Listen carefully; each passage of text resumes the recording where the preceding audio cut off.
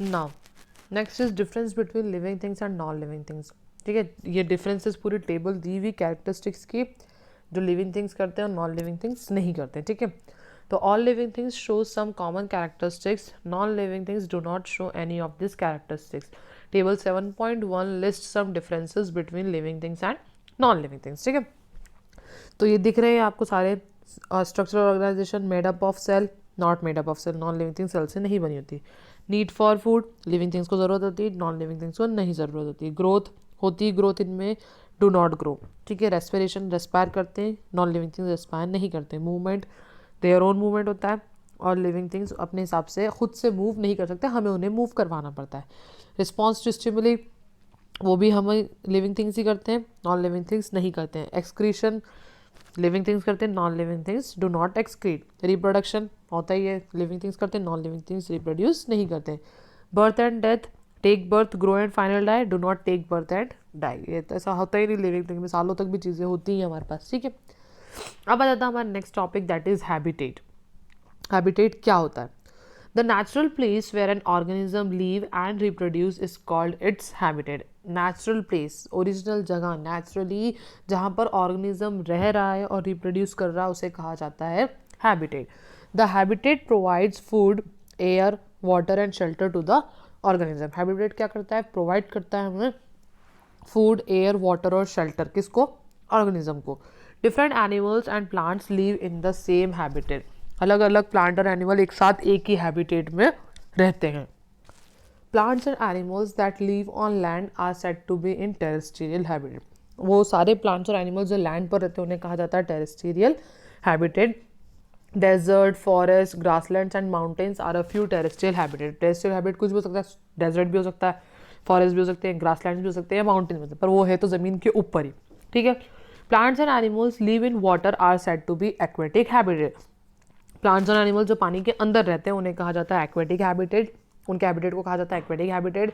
पोन्ड्स, lakes, rivers, seas and oceans are a few aquatic habitat. ये कुछ aquatic habitat के examples हैं। ठीक है, now component of habitat. Habitat के क्या कंपोनेंट? दो मेन कंपोनेंट होते हैं हैबिटेट के, biotic component and abiotic component. Simple सी चीज़ें, बायोटिक हर लिविंग थिंग को बायोटिक कहा जाता है, और जितनी भी नॉन लिविंग थिंग्स हैं उन्हें कहा जाता है अबायोटिक। क्लियर है? ये आपको पता ही होना चाहिए, मतलब being in a 6th class you know what is biotic and abiotic component. बहुत छोटी चीज़ें पर बहुत ही इंपॉर्टेंट चीज़ें, अगर ये आपको नहीं पता होगा तो आपका साइंस में कोई इंप्रूवमेंट नहीं है मतलब। ठीक है, तो अब मैंने आपको आज बता दिया, आपको पता होना चाहिए बायोटिक कंपोनेंट्स मतलब लिविंग थिंग्स, अबायोटिक मतलब नॉन लिविंग थिंग्स, बस सिंपल सी चीज़ें। देखते हैं बायोटिक कंपोनेंट्स क्या होते हैं। Plants, animals, scavengers and decomposers make up the biotic component of a habitat. सभी चीज़ें, प्लांट्स, एनिमल्स, स्कैवेंजर, डिकम्पोजर्स, ठीक है, ह्यूमन बींग्स, ये सब क्या होते हैं? बायोटिक कंपोनेंट होते हैं एक हैबिटेट के। Plants are called producers as they make their own food by process called photosynthesis. हमें पता है ये प्लांट्स अपना खाना खुद बनाते हैं, इसलिए उन्हें प्रोड्यूसर्स कहा जाता है। कौन सी प्रोसेस से बनाते हैं वो? फोटोसिंथेसिस की प्रोसेस से। Leaves of most plant contain a green pigment, chlorophyll. Her plant की, मोस्टली सभी प्लांट ग्रीन कलर की लीव्स होती हैं। किस वजह से होती हैं? क्योंकि उनके अंदर एक पिगमेंट प्रेजेंट होता है जिसे कहा जाता है chlorophyll. Chlorophyll enables plants to make their own food using sunlight, water and carbon dioxide। Chlorophyll जो होता है वो हेल्प करता है प्लांट को ताकि वो अपना खाना खुद बना ले। किसको यूज़ करके? सनलाइट, वाटर और कार्बन डाइऑक्साइड को यूज़ करके। ठीक है, the process by which plants make their own food using carbon dioxide and water in the presence of sunlight and chlorophyll is called photosynthesis। ठीक है, ऐसी process in which plants make their own food, जिसके अंदर plants अपना खाना खुद बना रहे हैं कार्बन डाइऑक्साइड और वाटर का यूज़ करके, किसकी प्रेजेंस में? सनलाइट और क्लोरोफिल के प्रेजेंस में, उसे कहा जाता है फोटोसिंथेसिस। ठीक है, तो अभी पहले हमें सिर्फ पता था कि फोटोसिंथेसिस होती है एक प्रोसेस, बट अब हमें पता चल गया फोटोसिंथेसिस क्या होती है। जब प्लांट्स कार्बन डाइऑक्साइड और वाटर का यूज़ करते हैं, किसके साथ? सनलाइट और क्लोरोफिल की हेल्प से कार्बन डाइऑक्साइड और वाटर का यूज़ करके जो प्रोसेस करते हैं वो उसे कहा जाता है, या जिससे वो फूड बनाते हैं उसे कहा जाता है photosynthesis. Animals, as studied in chapter 1, animals feed on plant और other animals to obtain energy. Animals जो हैं या तो वो प्लांट को ईट करते हैं या दूसरे एनिमल को ईट करते हैं ताकि उन्हें क्या मिल जाए? एनर्जी मिल जाए। Based on the food habits animals can be classified as herbivores, carnivores and omnivores. अभी हमने फर्स्ट चैप्टर में पढ़ ही लिया था हर्बीवर्स क्या होते हैं, कार्निवर्स क्या होते हैं और ओमनिवर्स क्या होते हैं, फिर भी यहाँ पर दिया हुआ है आपको तो हमें पढ़ना ज़रूरी है, ठीक है। Animals that feed only on plants are called herbivores. ऐसे एनिमल्स जो प्लांट को ईट करते हैं सिर्फ, उन्हें कहा जाता है herbivores. Cows, horse and deers are a few examples of herbivores, ठीक है। ये कुछ एग्जाम्पल्स हैं हर्बीवर्स के, काउ, हॉर्स और डियर, ये सिर्फ प्लांट ईटर्स ही होते हैं। नेक्स्ट आ जाता है आपका animals that feed on flesh of other animals are called carnivores. ऐसे एनिमल्स जो दूसरे एनिमल्स को ईट करते हैं उन्हें कहा जाता है carnivores. Lion, tiger and leopard are a few examples of carnivores, ठीक है। जो दूसरे एनिमल को ईट करते हैं उन्हें कहा जाता है carnivores. Animals that feed both on plants and on flesh of other animals are called omnivores. और ऐसे एनिमल्स जो प्लांट भी ईट करते हैं और दूसरे एनिमल को भी ईट करते हैं उन्हें कहा जाता है omnivores. Human beings, bear and crow are a few examples of omnivores, ठीक है। ह्यूमन बींग्स भी होते हैं जो दूसरे एनिमल को भी ईट करते हैं, प्लांट को भी ईट करते हैं, ऐसे ही बियर भी और क्रो भी। Scavengers and decomposers. Animals that feed on the bodies of dead plants and animals are called scavengers. पता ही है आपको, ये तो ऐसे एनिमल्स जो कि डेड बॉडी चाहे वो प्लांट की हो या एनिमल की उसे ईट करते हैं उसे कहा जाता है scavengers. Hyena and vulture are scavengers. Picture भी आपने देखी इनकी फर्स्ट चैप्टर में, तो ये क्या है, स्कैवेंजर्स है। Organism that feed on the remains of dead plants and animals are called decomposer. और ऐसे एनिमल्स जो कि बचा हुआ होता है डेड प्लांट्स और एनिमल्स का, उस पर फीड करते हैं, बचे हुए पार्ट पर फीड करते हैं, उन्हें कहा जाता है डीकम्पोजर्स। जैसे बैक्टीरिया एंड फंजाई, ये क्या है, डीकम्पोजर्स है, ठीक है। तो आपको सारे डिफरेंसेस पता ही हैं, हर्बीवर, कार्निवर, ओमनिवर, स्कैवेंजर और डीकम्पोजर्स। क्लियर है, ये पांचों आपको अच्छे से पता है। Now scavengers and decomposers play the following important role. सबसे इंपॉर्टेंट रोल क्या होता है देखिए हम, वो स्कैवेंजर्स और डीकम्पोजर्स का। They keep the environment clean bye decomposing the body of dead plants and animals.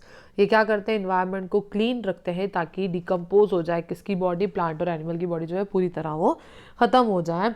They recycle nutrient in the environment. और ये क्या करते हैं, न्यूट्रिएंट को रिसाइकल करते हैं, मतलब कि न्यूट्रिएंट को फिर से लाते हैं किसमें, एनवायरनमेंट पर, ठीक है।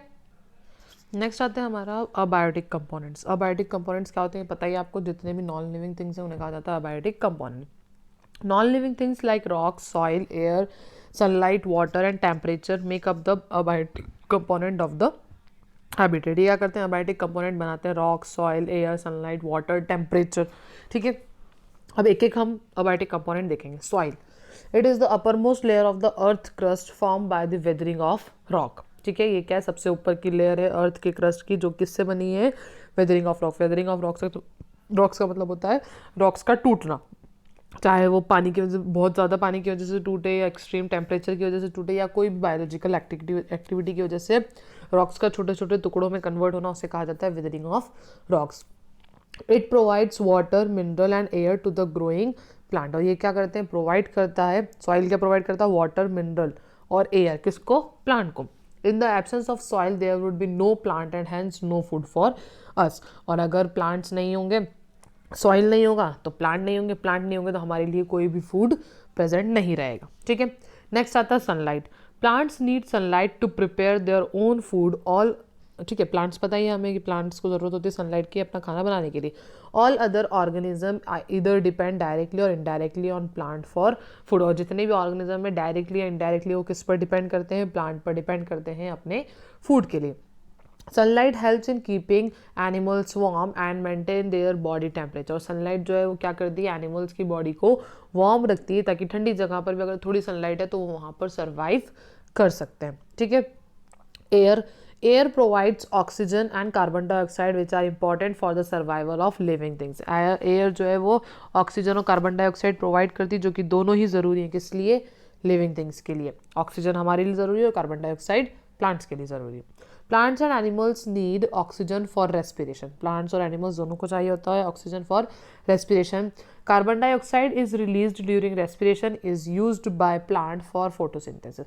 और जो हम कार्बन डाइऑक्साइड रिलीज करते हैं रेस्पिरेशन के टाइम पे, उन्हें कौन ले लेता है, प्लांट्स ले लेते हैं, और फिर क्या करते हैं, वो अपनी फोटोसिंथेसिस की प्रोसेस परफॉर्म करते हैं। इसीलिए एयर भी बहुत ज़्यादा इंपॉर्टेंट है। Water, water is essential for the survival of living things. Water क्या है, बहुत इंपॉर्टेंट है लिविंग थिंग के सर्वाइवल के लिए। Plants use water during photosynthesis, और प्लांट्स क्या करते हैं, वाटर का यूज करते हैं कब, फोटोसिंथेसिस के टाइम पर, ठीक है। Human beings and animals need water for carrying out most of their body functions. Human beings और एनिमल्स को चाहिए होता है पानी ताकि वो अपने बॉडी फंक्शंस को अच्छे से परफॉर्म करें। Oxygen and carbon dioxide gas dissolve in water help aquatic organism to survive, और ऑक्सीजन और कार्बन डाइऑक्साइड गैस जो कि वाटर के अंदर डिजॉल्व रहती है वो हेल्प करती है एक्वेटिक ऑर्गेनिजम्स को सर्वाइव करने के लिए, ठीक है। Next is temperature. The measure of how hot और cold something is called temperature. बताइए आपको टेम्परेचर मतलब कौन सी चीज़ कितनी ज़्यादा ठंडी या गर्म है उसे टेम्परेचर कहा जाता है। Earth is only planet in the solar system that has a suitable temperature for life to exist. Earth ही सिर्फ इकलौता ओनली प्लैनेट पूरे सोलर सिस्टम में, एक अर्थ ही ऐसा प्लैनेट है जहाँ पर लाइफ एग्जिस्ट करती है। क्यों एग्जिस्ट करती है, क्योंकि यहाँ का टेम्परेचर जो है वो लाइफ को सपोर्ट करता है, इसलिए हम अर्थ पर रह रहे हैं, वरना लाइफ नहीं होती। However, temperature on Earth is not same at all places. But अर्थ पर टेम्परेचर होता है पर हर जगह का टेम्परेचर जो है वो सेम नहीं होता। कभी ऐसा होता है ना, हमारे यहाँ बारिश होती है पर कहीं नहीं होती, जैसे अभी केरला उधर साइड पे जयपुर में, जैसे अभी जयपुर में फ्लड आ रहा है, ठीक है, बट हमारे यहाँ तो पानी भी नहीं आ रहा है। तो ये डिफरेंसेस आ जाता है टेम्परेचर में। Some places near the polar region are extremely cold, whereas places near the equator are very hot. और जो पोलर रीजन से मतलब जो कॉर्नर पर होते हैं अर्थ की प्लेसेस वो बहुत ठंडी होती हैं, और जो बिल्कुल इक्वेटर के पास होती हैं वो बहुत हॉट होती हैं। Temperature affect the population of plants and animals in different habitat. Temperature जो है बहुत ज़्यादा अफेक्ट करता है प्लांट की पॉपुलेशन, प्लांट और एनिमल की पॉपुलेशन, क्योंकि उनके हैबिटेट में डिफरेंसेस आ जाते हैं। Animals such as mammals and birds who maintain a relative constant internal body temperature even when the outside temperature changes are called warm blooded animals। ऐसे animals जो कि अपना इंटरनल बॉडी टेम्परेचर मेंटेन करके रखते हैं, चाहे बाहर का टेम्परेचर कितना ही अलग हो, उनके बॉडी का टेम्परेचर वो मेंटेन करके रखते हैं, उन्हें कहा जाता है warm blooded animals. Animals such as reptiles and fish whose body temperature fluctuate to match the outside temperature are called cold blooded animals. और ऐसे एनिमल्स जिनका बॉडी टेम्परेचर चेंज हो जाता है या असर पड़ता है उनके बॉडी टेम्परेचर पर, अगर सराउंडिंग का टेम्परेचर अलग हो तो उन्हें कहा जाता है cold blooded animals. Warm blooded animals maintain body heat by burning the food they eat, whereas cold-blooded animals gain most of their body heat from the sun। जो वार्म ब्लडेड एनिमल्स होते हैं वो क्या करते हैं, वो अपने बॉडी की हीट को मेंटेन करके रखते हैं। कैसे, जो वो फूड ईट करते हैं उससे हीट रिलीज होती है। बट वार्म ब्लडेड जो कोल्ड ब्लडेड जो एनिमल है उनको जो कुछ भी हीट मिलती है वो सनलाइट से ही मिलती है, वो अपनी बॉडी में ऐसा कुछ कर नहीं सकते। जैसे कि ठंड में हम होता है ना गरम गरम चीज़ें खाते हैं, ऐसी चीज़ें जो बॉडी को अंदर से गर्म रखें, ठीक है, तो वो चीज़ें हम ईट करते हैं। तो ये होता है, हम आते हैं वार्म ब्लडेड एनिमल्स में। और जो एनिमल्स होते हैं जैसे फिशेस हैं या रेप्टाइल्स हैं, उनका बॉडी टेम्परेचर, उनको जो भी हीट मिलेगी वो सन से ही मिलती है और कहीं से नहीं मिलती है, ठीक है। Biotic and abiotic component have a close interrelation, ठीक, इंटररिलेशन बहुत ज़्यादा क्लोज इंटररिलेशन होता है बायोटिक और अबायोटिक कंपोनेंट का। Figure 1.2 depicts interaction amongst various biotic and abiotic component of habitat. अब आप इस फिगर में देख सकते हैं कैसे बायोटिक और अबायोटिक कंपोनेंट एक दूसरे पर डिपेंडेंट है, ठीक है। सनलाइट है, ठीक है, एयर सारी ऑर्गेनिज्म को चाहिए। Cow requires water to quench thirst, cow को अपने थर्स्ट को मतलब पूरा करने के लिए, प्यास बुझाने के लिए पानी चाहिए। Carbon dioxide is utilise and oxygen is given out by plants during photosynthesis. Plants जैसा करते हैं, ह्यूमन बीइंग है जो ऑक्सीजन दे रहे हैं, ठीक है। तो ये सारा क्या है, ये इंटर रिलेशनशिप है बायोटिक और अबायोटिक कंपोनेंट्स का। Okay, that's all in the chapter. Thank you so much.